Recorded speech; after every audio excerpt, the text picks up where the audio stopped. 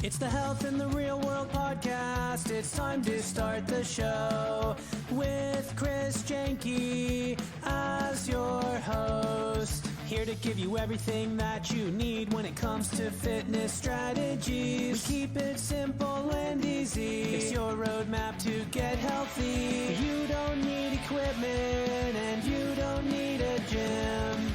Just the right strategies to get you fit and trim. The Health in the Real World podcast is sponsored by... Hi, this is Chris Janke, host of the Health in the Real World podcast.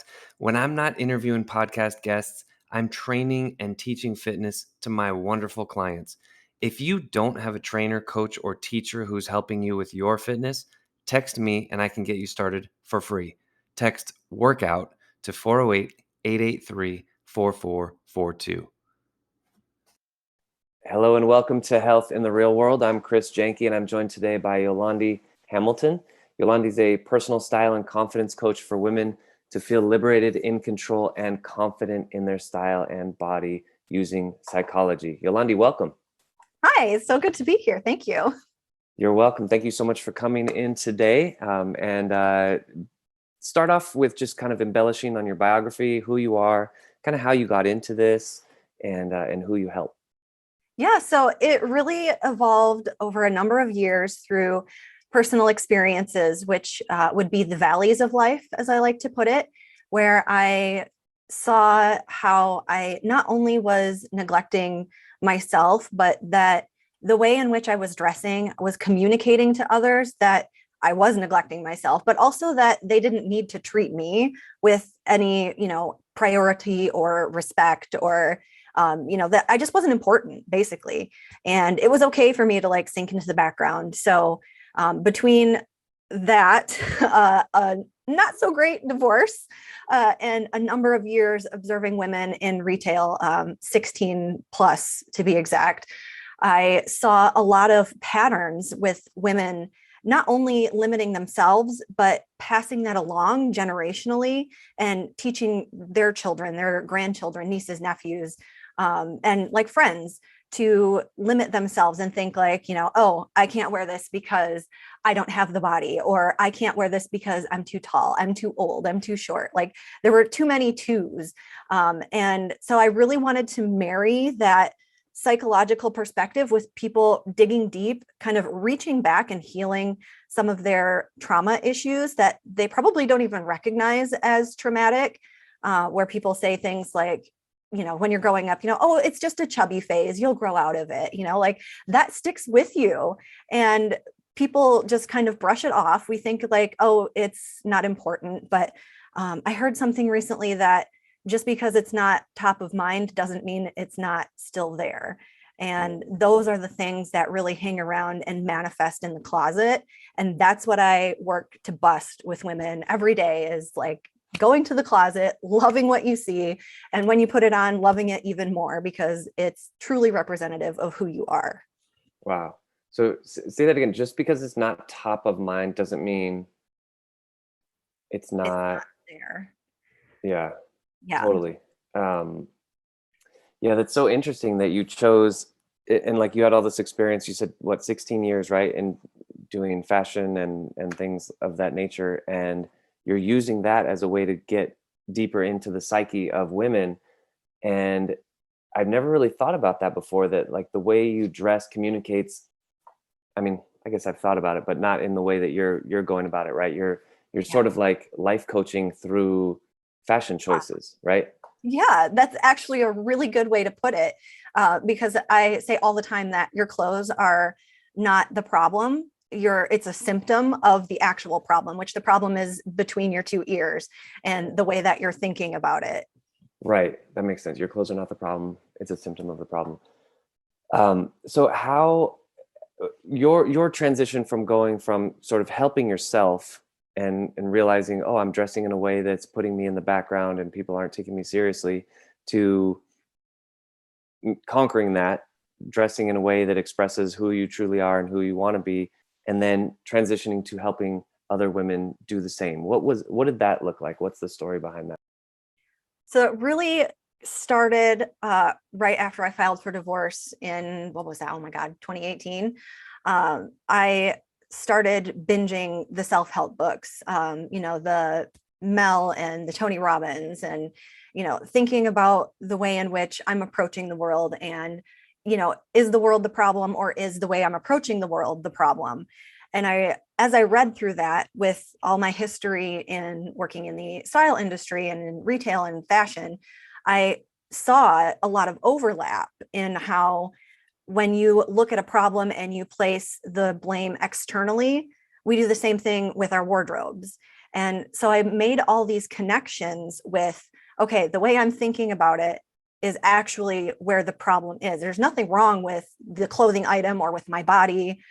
It's the way I'm thinking about it. Just like, people are talking a lot these days about handling their money issues and their money mindset. Like, all of those things that we heard growing up, those are right on the same level as style issues.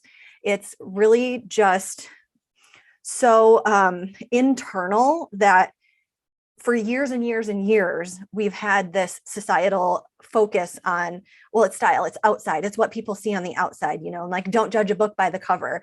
But the problem is, that's just how the human brain works. Like, we automatically make those assumptions, we make those judgments. And I realized that after I went through divorce, that the way I had been dressing was hiding myself. I had fallen back on a lot of societal norms and societal expectations of, oh, I'm a mom now. Moms don't have time. Moms, like, the sloppier you looked, the better. Like, I was going for some, stressed mom award. Like, where's my stressed mom Hall of Fame award? Put me up there next to, Kate and her 8 kids. So I started making those connections between reading those self-help books and wanting to work on myself and make myself a better person, and seeing that, okay, not only does this apply to the way I'm thinking, the kind of person I'm being, how I'm treating others, but also how I'm treating myself. And that this is really a symptom of how much I value myself and how much I'm telling others to value myself. And then the pandemic hit, and it rearranged life, I think, for everybody. And then it was back to sweatpants and pajamas and yeah. And to a certain extent, it was, the yoga pants, the sweatpants. And I was like, wait a minute. Just because I'm home doesn't mean I have to do this. So, I still made an effort every day to get dressed, even if it was just jeans and a graphic tee, which I love a good graphic tee. They're my thing. And I made the effort every day to put something on, put a little bit of makeup on, even if I wasn't leaving the house. Like, I still had to go out and check the mail and people could see me. So I was like, why not? Right. Get dressed up to go to the mailbox. It's cool. And then I saw so many others, as we started to reopen things slowly, that they were struggling with, like, okay, well, I've been wearing sweatpants forever. How do I not do that anymore? And I saw with that, in conjunction with a lot of healing that people had been doing because they were forced to be alone, they had to face themselves, essentially, that it was time to bring that all together. And thus the business was born. Very cool. It's a very long answer for how I got there, but no, that's great. That's great. I mean, it's your interview. That's why we're here. You said something a few minutes ago about that is just human nature, right? We judge a book by its cover, and I think there's no other way, right? Like, you see somebody that you don't know. I know nothing about this person.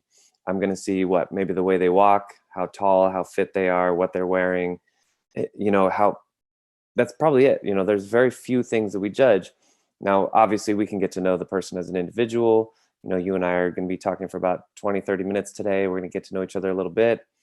But, first impressions are first impressions, right? So you're taking something that, like you said, fashion has always been, and even with a negative connotation, the word superficial, right? There are some people who are just, oh, fashion is superficial. But you're connecting it to something that's deeper, like who you actually are and how you want to present in the world. yeah. And I like what you said about the mailbox, because there's another quote that my friend used to say when I was back in college. She said, the way you do small things is the way you do big things. Yes. And if you don't look the way that you want to present in the world to walk to the mailbox, then it's going to be a struggle when you go to that interview or that board meeting or that client's house or whatever it is. You want to be in integrity, right? So I think that's awesome. You're like, well, my day out is going to the mailbox, so I'm going to dress up. So let's do this. Exactly. Yeah. I would throw on heels to go to the grocery store. I was like, well, I mean, I know they don't have any toilet paper, but I got to go look. So, I might look great while I'm doing it. The toilet paper shortage. I remember those days. Yeah. Okay, cool. So what are, okay, fast forward a little bit more. Now you've sort of addressed your own, what incongruencies with how you're dressing, right? What's inside versus what's outside. And you're starting to help other women do the same. What are some results and feedback that you're getting from them about your work with them? The biggest thing that they all agree on is they had no idea how much mom, grandma, aunts, those are the main three, influenced their choices. And even if they had some level of awareness, like they knew, like, oh, my mom used to say that, they didn't always make that connection between mom said that, therefore I do this. And so I really encourage our first like 2 sessions. That's pretty much mostly what we talk about is, what were your early experiences around your parents with people and, their style? What were the things that you heard others say? Like you mentioned, style is superficial, it's vain. Okay, well, if that's what you think, let's take a look at that belief. Where did you hear that first? Was that something that, your mom said when you were out at the grocery store because she saw someone like me who was in heels getting toilet paper and was like, oh my God, look at that woman. What is she doing in her heels at the grocery store? It's just the grocery store, like, okay, so that was mom's opinion, but is that also your opinion? Is that what you truly believe when you see someone who looks like that? Or do you see someone who's dressed really well like that and secretly feel inside like I should be able to dress that well all the time too, Right. but I don't know how? And also mom said that that's for people who are vain. And if you're vain, then you're selfish, and selfish people are bad or evil. So there's like a chain reaction of thoughts that goes really deep that most don't connect with mom just saying that one comment. When really mom triggered like a whole snowball effect of thoughts and beliefs for you to latch onto about your appearance. Right. And that is the number one that they all are like blown away once they see that connection on how mom said this and therefore I do this as a result, that they just like, they are literally like, wow, they literally go speechless. And it's honestly one of my favorite moments to see that light bulb and that, aha, that they can break free from that. You know what I mean? Yeah, that is a wow moment. That is very interesting because that comment, I'm sure I heard that comment when I was growing up, and I'm sure there's that snowball, right? It's like, okay, that leads to this, that leads to this. And then therefore, if you dress up to go to the grocery store, you're a bad person. And so I'm not going to, like the whole internal dialogue. So for you, so you did mention you were in the fashion industry for 16 years. What made you marry that to the psychology of it? Did you major in psychology, or because some people would be in the fashion industry for 16 years, like another path you could have gone is just like dressing women up, like, oh, okay, you're gonna wear this, boom, and then just do that. But you're going deeper. What made you make that connection? I've always been a very curious individual, and very young growing up, I loved science. Like my Sundays were turn on the Discovery Channel and see what solar system documentary they had on, and then like flip back over to TLC when TLC did actual, educational content. And, like, what do they have on? Or, are we in the Serengeti? And so I was always asking questions and always curious about why. Why is something happening? Why are we making that choice? And the older I got, the more, especially in high school, when I took psychology classes, I started to dive deeper into like the whys we as humans, why we do things. And then I also had an adopted daughter who had some borderline personality disorders. And so there was a lot of like mental discovery there. So I had all these like breadcrumbs along the way throughout life that really kind of pushed me into being curious about how the brain works, how the brain interprets things. Why does the brain interpret things that way? Why did we make that decision based on, what the brain did and the output that we got versus the input that was into the brain? And then on top of that, having all that time, because my specialty was dressing the mannequins within retail stores. So I was pretty much like a lone ranger, which allowed me to just kind of hang out in the background and observe people.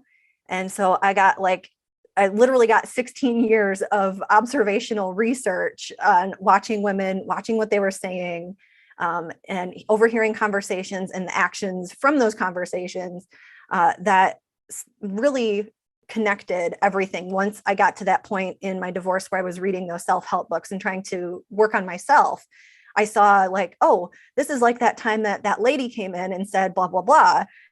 I get it now. It makes sense as to why she said that.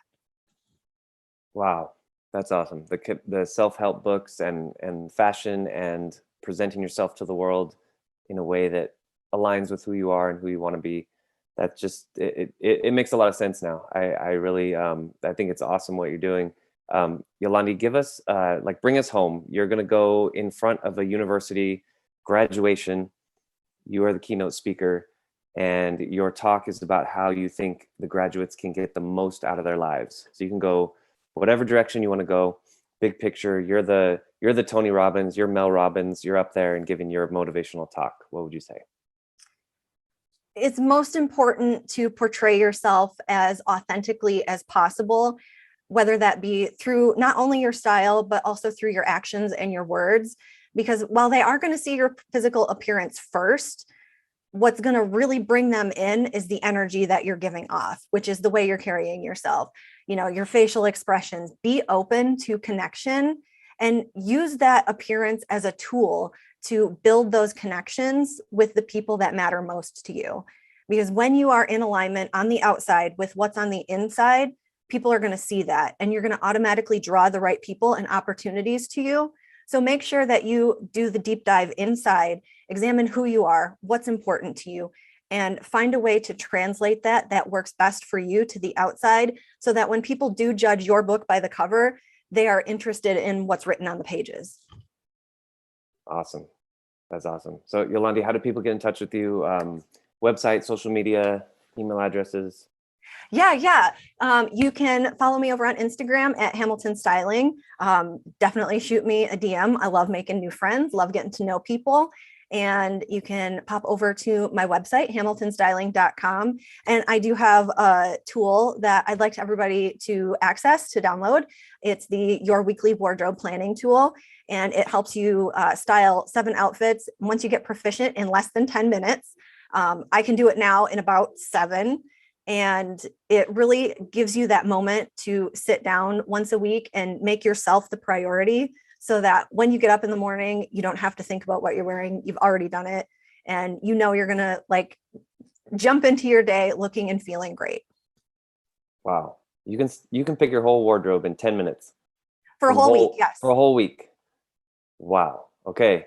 Everyone go check that out. How do they get it? How do they get a hold of that? It's on your website? It's right on the landing page for hamiltonstyling.com. Right below the header, you can just click on the button and download that. Actually, you can go to bit.ly/style 7 in 10. Style is capitalized. And that'll take you directly there to it if you don't want to go through the landing page. Cool. Sounds good. Well, again, I'm Chris Janke, joined today with Yolandie Hamilton, Health in the Real World podcast. Yolandie, thank you so much for joining me today. Really appreciate you coming on. It's been a pleasure. Anytime. Thank you. Thanks for listening to the Health in the Real World show. Make sure to like and subscribe and comment down below. Visit mycorebalance.com to learn more.